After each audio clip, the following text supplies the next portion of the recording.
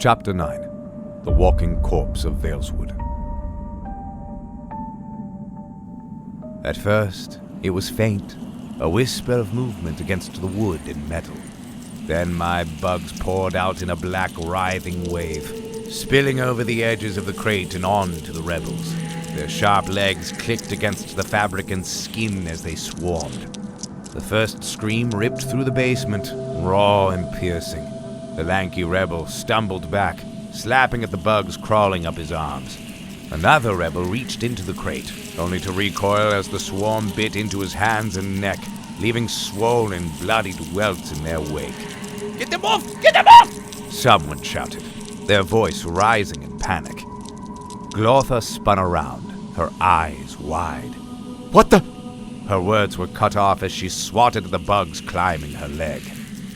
The basement descended into chaos. Glotha's rebels flailed and screamed, their movements frantic and disjointed as the bugs overwhelmed them.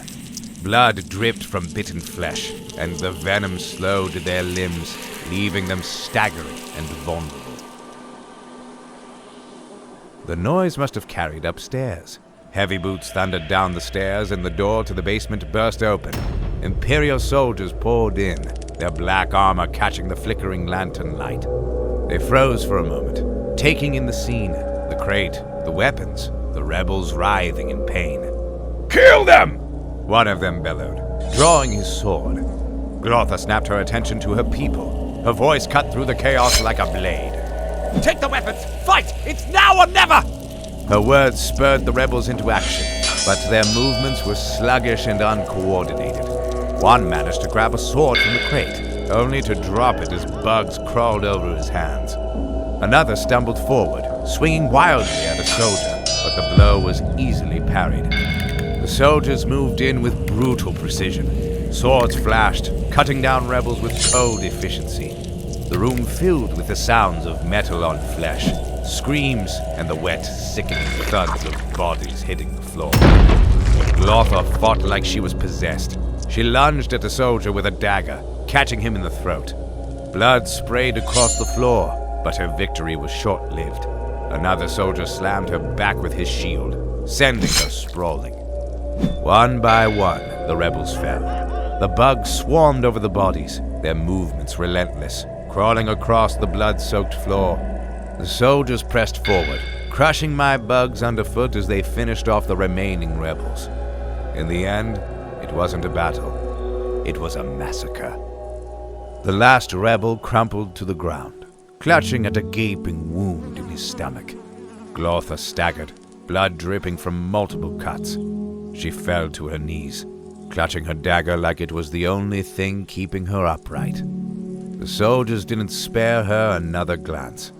Satisfied with their slaughter, they wiped their blades clean and left the basement, their boots echoing against the stone as they ascended the stairs.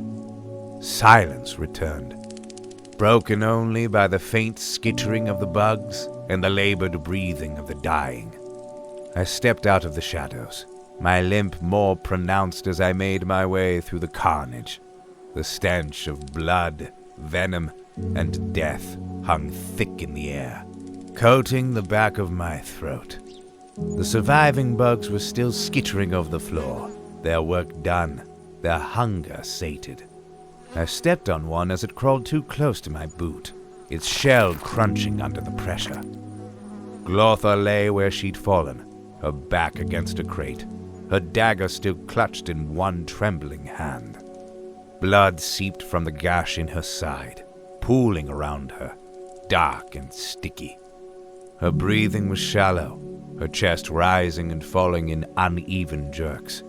Even now, she tried to sit up, her eyes blazing with defiance despite the pain.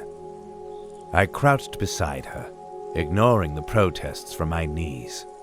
"Still think it's worth dying for?" I asked, my voice low. Not to mock her. She didn't deserve that. I was simply curious. She coughed, blood bubbling at the corner of her lips.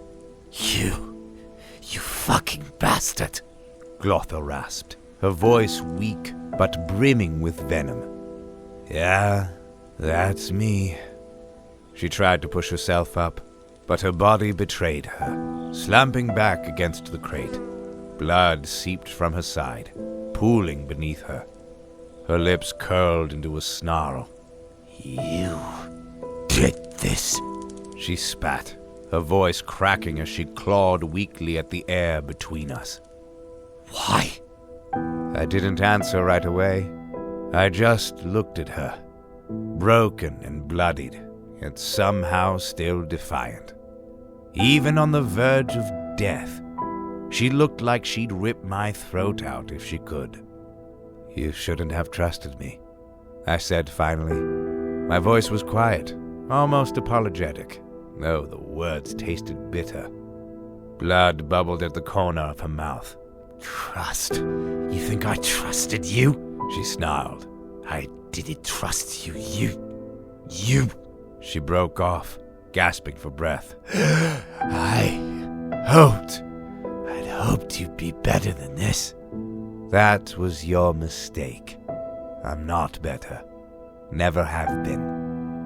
You don't get it, she rasped, her eyes burning. You're a coward.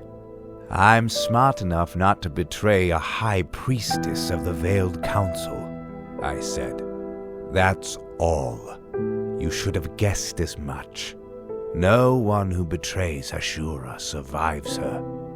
But what's the point? The point is to trudge on. That's it. That's all there is. You trudge on for as long as you can. Earn whatever coin you can earn. Drink all the swill you can drink. And then you die. No, she snapped, her voice raw and jagged. No, that's not all there is. You've seen it. You know how wrong this all is.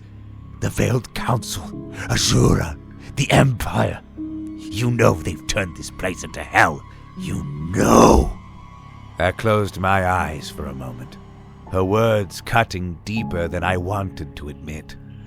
I know, I said finally, but knowing doesn't change anything. Fighting doesn't change anything. All it does is get you killed. Her body spasmed as she failed to sit up again, blood spilling from her lips. Better to die fighting, she coughed, than to live like you. Better to burn than to kneel. I leaned back on my heels, staring at her. And what does that philosophy make you? A visionary? A dreamer? It makes you dead. And your people? The ones who followed you? Well, look around. They're dead too. You led them here. Ever since they joined ranks with a dreamer, their paths were slaughter-bound.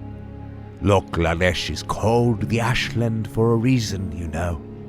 It wasn't built on dreams. It was built on death. Her head sagged back against the crate, her breathing ragged and uneven. For a moment, she didn't respond. Then, her voice came, quieter now. I gave them hope, she whispered. And you took it. I'll admit, her words hurt. She was right, after all. I warned you, I said after a long silence. I don't deal in hope. You say you trudge on, that you survive. That's all this is to you. Survival. But you're not alive, she rasped, her words laced with disdain. You're a shadow. A ghost. Nothing. Behind my mask, I flinched, but I did not respond. Her head lolled to the side, and her breathing grew shallower. For a moment, I thought she was finished. Then, her lips moved again, barely audible. Nashira, what would she say if she was alive to see you now? I froze, my chest tightening, and for the first time, My gaze wavered. What would she say? Glotha murmured, her voice fading. If she knew how far you'd fallen. Najira's dead, I said, the words bitter poison in my throat. I swallowed hard, pushing the feeling down as tears pressed against my eyes. Dead, just like you will be. Just like we all will be. It doesn't matter anymore. She'd be ashamed of you, Glotha whispered. Silence fell between us, heavy and suffocating. Her breathing stuttered, then slowed.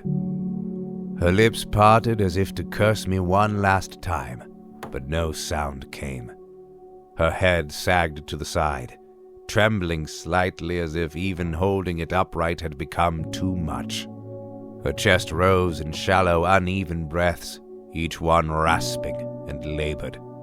A faint shudder passed through her body, and for a moment I thought she might try to speak, but again, nothing. No last words, I whispered softly. Nothing. I stayed there for a moment, staring at her. Then, with a tired sigh, I reached for the dagger still clutched weakly in her hand. It took more effort than it should have to pry it free. Better to burn than to kneel, I muttered, hoping that's the words she would have chosen for herself. With one smooth motion, I drove the blade into her heart. She was already a goner, of course, but it felt like the least I could do, to make her end a little cleaner. I stood slowly, my knees creaking, and looked around the room. Bodies littered the floor, the blood pooling beneath them sticky and dark. The silence pressed in, broken only by the faint skittering of the bugs that still lingered, crawling across the wreckage. This wasn't hope. This wasn't freedom. And it had never stood a chance at being either. This was just death. The only thing this cursed land had ever known. I turned and limped toward the stairs, leaving her dream and whatever was left of mine behind. She'd believed. She'd fought. But me? I survived. A shadow. A ghost. The walking corpse of Vailswood. Time to head back to the Forbidden Temple, I suppose, and tell the oh-so-holy Azura that the job was done.